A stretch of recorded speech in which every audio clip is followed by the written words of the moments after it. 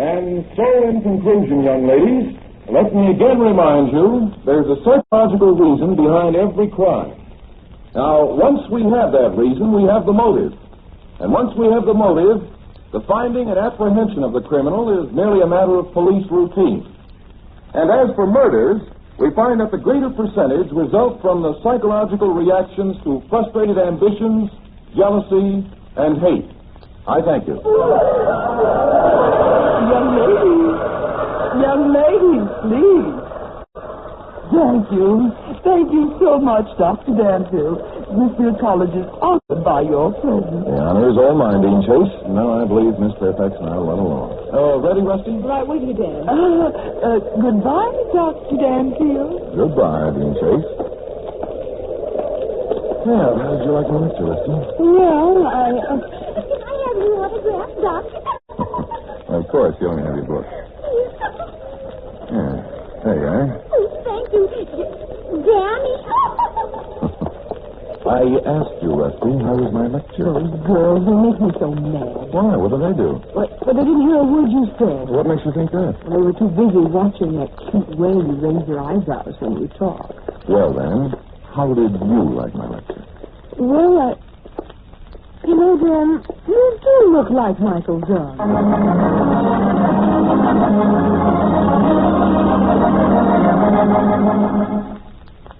Dr. Danfield, student of crime psychology, has many times provided the police with a solution to a baffling crime. There's an interesting case ahead for the doctor today. We'll call it the case of the little meteorite who wanted to be a star. Well, I'm disappointed in you, Rusty. You, of all people, not listening to my lecture. Oh, I've heard it before. Still snowing out? What a hotel. My room doesn't even have running water. Of course not. Neither is mine. Rusty, is it still snowing? Just as hard as ever. Well, I guess that's it. If this keeps up, we won't get out of this town for a couple of days. Well, at least not tonight. Oh, what do they do on a snowy night in Elmhurst? Oh, what do they I've got a couple of good ideas. What things, then? Well, there must be a theater in this town. Oh, yes, there is. I noticed it this afternoon. Tonight they're playing vaudeville. Vaudeville? I thought vaudeville was dead. It is, believe me. This is just some way resurrected.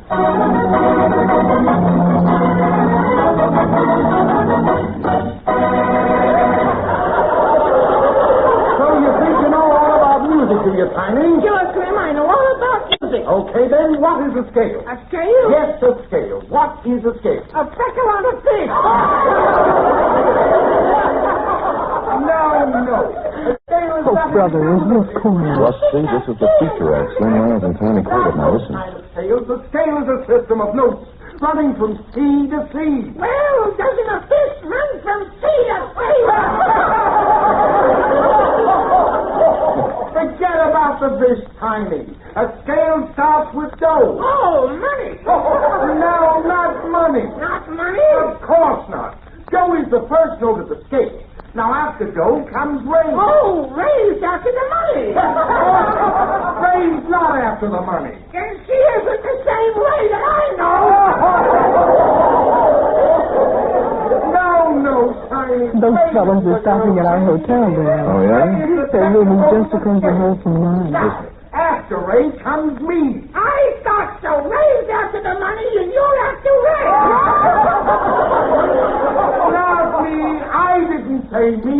Then what did you say? I said me. That's what I thought you said. I said me. Am I me? Am I spells me in Italian? Now, why don't you speak English? Now, next comes star. Then comes soul. Ah, Phileas Soul, more fish. Will you please forget? Dan, I bet I did that routine 60 times. Quiet, Rusty. Give the poor guy a Okay, chance. no fish. Now, after soul comes la, si, do.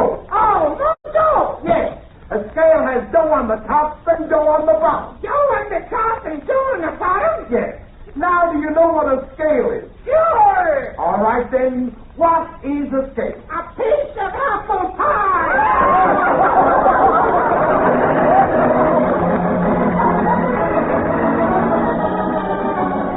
Boy, did you stink tonight. What do you mean, me? Come on, let's take another bow. I can smell you clear down to Boston. Oh, yeah? Hey, another bottle.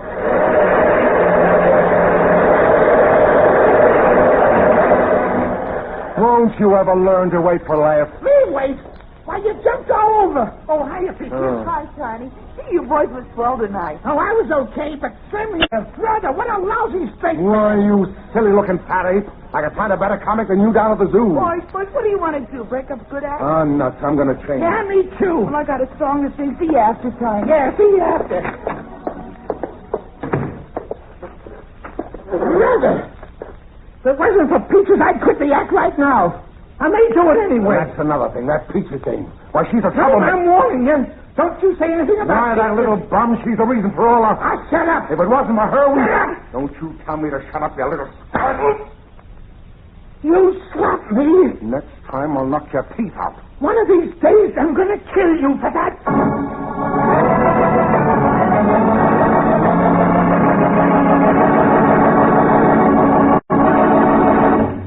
In a moment, we'll return for the second act of Danger, Dr. Danfield, but first...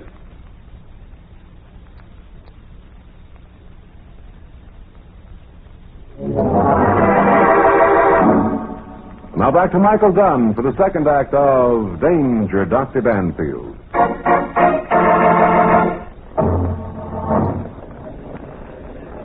What a show that was. No wonder Vaudeville's dead. Those are the kind of guys who killed it. Oh, they weren't so bad. The tall one's kind of cute. I guess they'd be all right if they had some decent material. Well, the picture wasn't bad, so the evening wasn't entirely wasted anyway. Would it ever stop snowing? I guess not, Richie. Well, here's the hotel. And what a hotel. Must have been built before this country had Indians. Well, at least it's a roof over our heads. These gaslights really get me. Huh? Oh, man, that was a scream. You say the cutest things, Rusty. No. Come on, it came from upstairs. Sounds like our landlady, Mrs. Maine. Yeah, she's got a voice like an air raid alarm, too. Come on in here, Rusty. Mrs. Maine, what is it? What's the matter? Dr. Danfield, I'm so glad you're here. Oh, this is terrible, terrible, terrible. What is? Look. Dan on the bed. Oh. Yes, I see. Our little vaudeville friend. The fat one. And he's as cold and stiff as an iceberg. Oh, stop it, Mrs. Maine. Try and get a hold of yourself. Dan, I need a cigarette. Rusty, don't light it. This room is full of gas. Yes, he's dead, all right. Asphyxiated. There must be a leak in the light fixture. Oh, dear, the poor man. Poor man. Mrs. Maine, how did you discover I this? was coming up to deliver this telegram. All the actors stop here. I thought it might be important. A telegram? For Tiny Well, here? it was for the both of them. Actors always get telegrams. Oh, poor Mrs. man. Maine. Mrs. Maine, please. Coming down the hall, I smelled gas. Actors are such nice people. I knock on the door. There wasn't any answer, so I opened the door, and I comes in, and there he was, just as stiff and cold as an iceberg. Tell me, Mrs. Maine, Tiny's partner, Slim, Oh. Slim Miles, is he around? Oh, wonderful man, a fine actor. I saw him down to Calvin. He gave me a ticket. I know, but have you seen him tonight?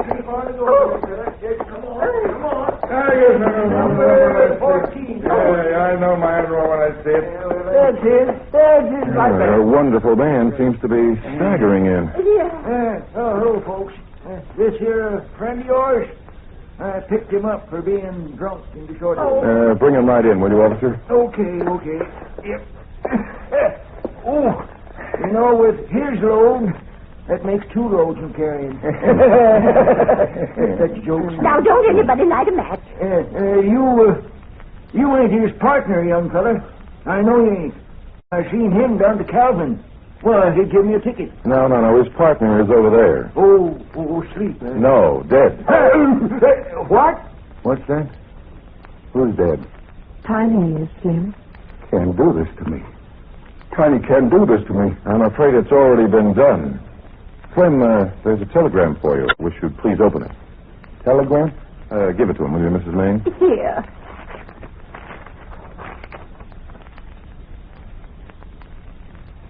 From our agent. It's got an opening for us in Hollywood. In a picture. Tiny, why did you do it? Oh, no. No, you can't be dead. Hits you pretty hard, doesn't it, Slim? Tiny, I loved you like a brother. Now what's going to happen to me? I'll never get another partner like Tiny. Why? Why did he do it? Oh? You seem to be pretty sure he was a suicide, don't you, Slim? Of course it was. What's going on in here? Where's Tiny? Over there on the bed, Miss Darling. On the bed. What's the matter with him? He's dead. Oh, the poor man. Dead? No. No, not Tiny. I'm afraid he is, Miss Darling. Oh. Quit putting on an act, Peaches. Miss Darling, please. Please, try and get a hold of yourself. But Tiny and I... Oh, Rusty, help me, will you, please? Take Miss Darling to her room. Of course, Dad. The rest of you had better go to your rooms. And Mrs. Main, lock the door, please, and give the key to the chief. No, son. She better give it to you. No, I'm not much good in investigating cases. All right, if you wish, Chief. Come on, Miss Darling. Rusty? No, honey, don't cry. I'm sorry, I can't help it. Tiny was nuts, but he was a good guy. Yes. Help her to a chair, will you, Rusty?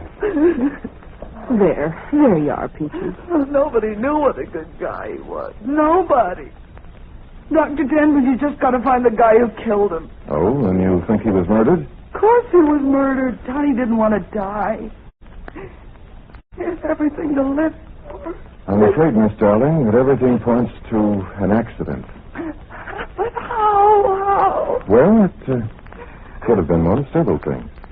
Tiny could have come home intoxicated, for instance. Oh, but he wasn't. I met him after the show. We had one drink with Slim and then came straight to the hotel. Thought he was tired. Went to bed early. Well, there's still the possibility of a leak in the gas fixture. I don't believe it. Well, of course I can settle that with further investigation. Oh, by the way, Miss Darling, just why are you so upset over Tiny's death? If you can't guess, I'm not going to tell you. Well, that's easy, Dave. If you think Tiny was murdered, just who do you think did it? That's something I'm not going to tell you either. This is something I'm going to settle in my own way myself.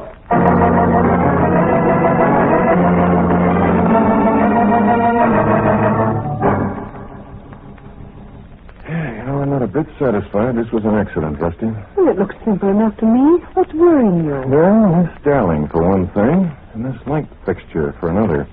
Doesn't sound reasonable for it to spring a leak all of a sudden. Well, gas will leak if there's a hole. Yes, if there's a hole. Now, hand me a match, Rusty, will you? Here's my lighter. Thank you. Yeah, if there is a leak, it'll burn when I hold the flame around.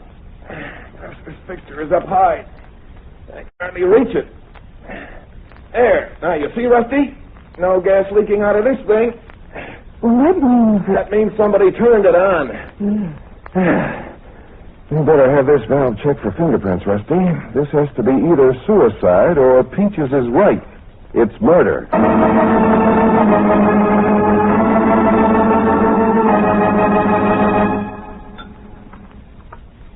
Pass Mr. Miles and meet Dr. Danfield. That big one's for you, Slim. I received a report on the fingerprints, Mrs. Main. Fingerprints? Yes, on the gas valve in your room, Slim. The only ones on it were yours, Mrs. Main. Mine? Yes. Now, I want you to think back to last night. When you entered that room, did you turn off the gas? Of course I did. Would you mind passing Mr. Miles the codfish cakes, Doctor? Certainly, yes. Here you are, Slim. Now, Mrs. Main, was the gas lighted when you entered the room? Of course it wasn't. But gas costs money if it's lit or not. I smelled it, so I knew it was on, so I turned it off. And how, may I ask, did you turn it off? You're quite short. Well, I climbed up on a chair. That's how I turned it off. I see. Well, that accounts for Mrs. Maine's fingerprints, Dan. Yes, doesn't it, Now, then what, Mrs. Main? Well, then I took a look at Mr. Corbett, saw he was dead, and began screaming like any respectable woman would. Would you mind passing Mr. Miles the big beans, Doctor? Yeah, with pleasure. Here you are, Slim. Thanks. Actors are the hungriest people. Now, Peaches, are you ready to tell me why you were broken up over Tiny's death? I left the guy. Oh, I see. Yeah. Him and me was going to get married. Did you know about that, Slim? She's talking through her hat. That's the first time I heard of him. Oh, Tiny was playing her all right, but... That's all you know about it, you What? Darling, please, you shouldn't talk that way about dear Mr. Miles. Dear Mr. Miles, my foot. He's nothing but a hand. Doctor, would you please pass Mr. Miles the brown bread?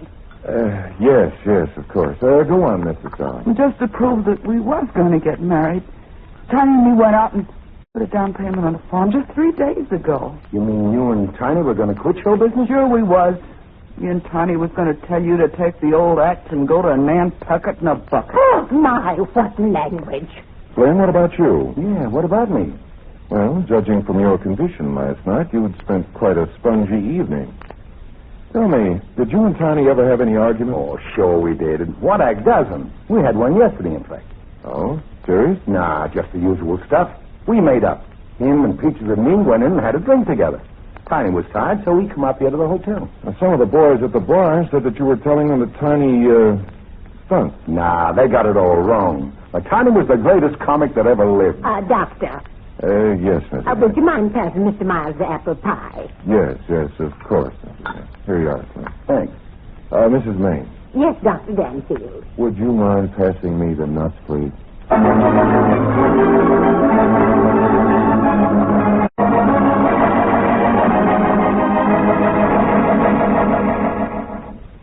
In a moment, we'll return for the third act of Danger, Dr. Danfield, but first...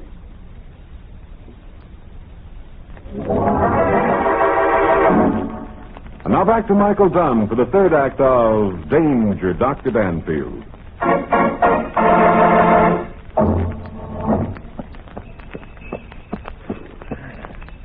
Oh, Danny, what a beautiful day. Yes, isn't it, Rusty? The snow has stopped snoring, the wind has stopped blowing.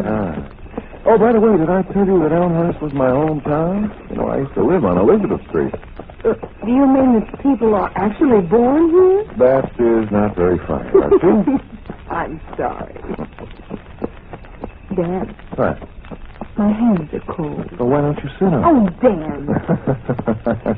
I'm sorry, honey. I was kidding. Here, let me blow on them.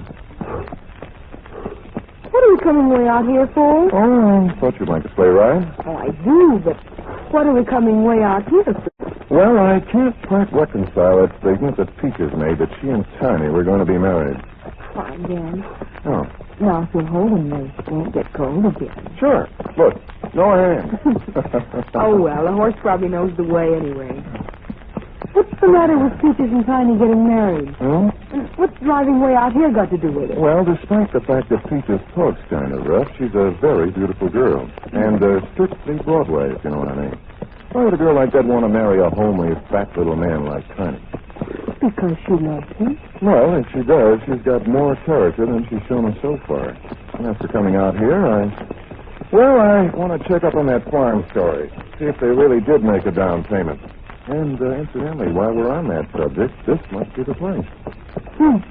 Look at it, Dan. A rocky and run down it is. Yes. Oh, there, Dobbin. Hello! Howdy, what do you want? Want to talk to you a minute. Say, Dan, it's the policeman. The one who brought in Slim Miles last night. Yes, I see. What do you want? Oh, you, Dr. Danfield. Yes, Chief. I just wanted to ask you a few questions. Yeah, go ahead, shoot. Sonny, do you own this place? I sure do. Did Tiny Corbett and Peaches Darling make a down payment on it? I mean, before Tiny died, of course. Oh, yes, but they did. Now, I suppose I'll never sell the place. Or do you suppose he went and committed suicide first? He probably came out and looked at the farm when it wasn't snowing. You believe it was suicide, do you? Of course I do. Couldn't have been anything else. Okay, Chief, that's all. Oh, if you're in town tonight, you'd better drop by the hotel. I might just happen to be able to close the case. Close the case, huh? Yeah. Well, if it's just the same to you, I'd rather you'd open one. That's a joke, sir. See you later, Chief. Bye, sir. Get up there, Dobbin. Well, Dan, you didn't earn much there. Oh, but I did, Rusty. Yes? What? You were right. She really loved the guy.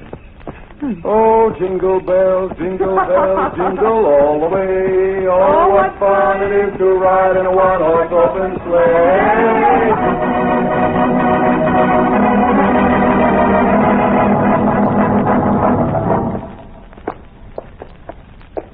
come on, Rusty. I want to take one more look at Tony's room. Oh, right, but I... Close the door, will you, Rusty, please?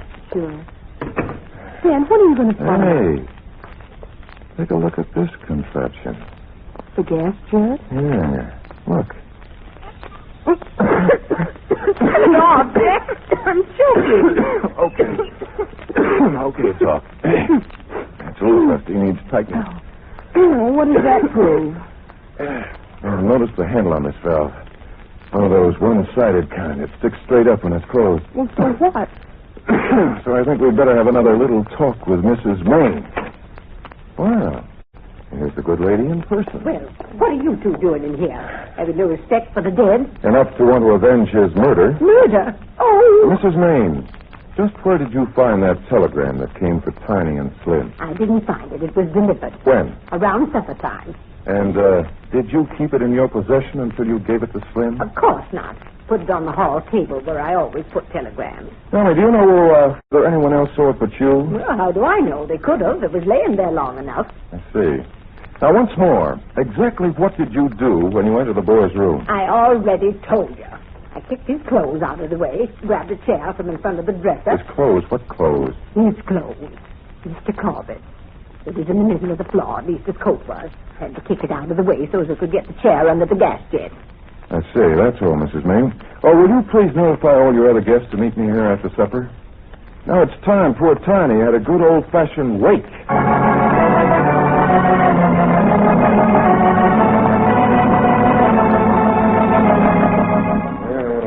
Well, they all here, Rusty? I think so. Let's see. Slim, Mrs. Miles, Peaches, and, oh, yes, the Chief. Well, glad you could come, Chief. By the way, is there anything you'd like to say? No, don't go ahead, son. It's your party. Thanks. I don't see why you had to drag everybody Quiet, down. Peaches. Dan knows what he's doing. Now, as we all know, Tiny was killed, asphyxiated by gas escaping from the gas jet. Sure, we know. A leak. But it wasn't a leak, Slim. Somebody turned the gas on. Poor man. He must have come home and turned on the gas and forgot to light it. Sure, that was it. Must have been. Tiny was drunk. He'd had some drinks. And Didn't you say he had just one drink, Slim? well, yeah. But him and Peaches probably stopped in somewhere else and had some more. That could be. But how do you account for the fact that Tiny's coat was lying directly under the gas jet when Mrs. Maine came in? His coat. Tiny? Yes. She had to kick it out of the way in order to get a chair to turn off the gas. I don't know. Well, let me give you my idea. Let's suppose Tiny did have a few more drinks. He comes in pie-eyed, takes off his coat, and hangs it up on the gas jet. Yeah. The gas jet is loose. The weight of the coat gradually turns it on. Now, as the handle on the valve comes down under the weight of the coat slips off and falls to the floor. Tiny is asleep. The room fills with gas. Tiny dies. Oh, the poor, poor man. Then, Dan, you say it was an accident. Oh, Rusty, it was murder. But you said... I said it was murder, Slim. Tiny couldn't possibly have hung his coat on that jet. Why? Why couldn't he? Tiny wasn't tall enough, Slim. To do a trick like that would take a man as tall as... Well, let's say a man as tall as you.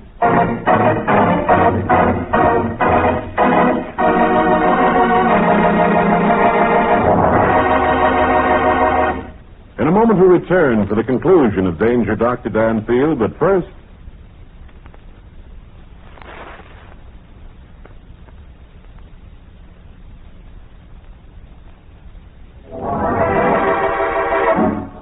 Now back to Michael Dunn for the conclusion of Danger, Dr. Danfield.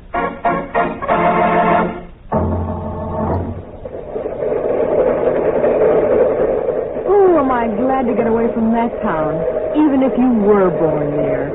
No more rundown hotels or gas lights for me. Say, Rusty, look out the window. Isn't New England beautiful?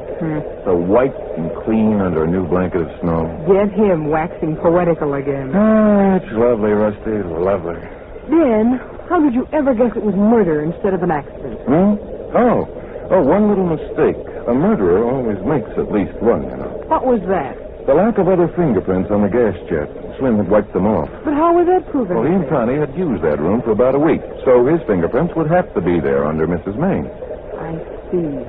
But how did you ever figure out it was Slim? Well, if you had listened to my lecture, Rusty, you wouldn't have to ask. Well, what has your lecture got to do with it? I said there was a psychological reason behind every crime, and once we had that reason, we have the motive.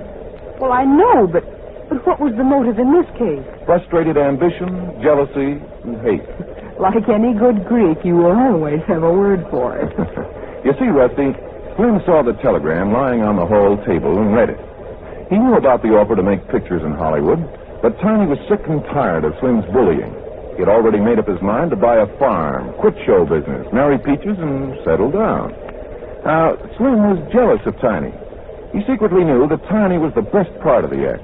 He knew that Hollywood wouldn't buy the act without Tiny.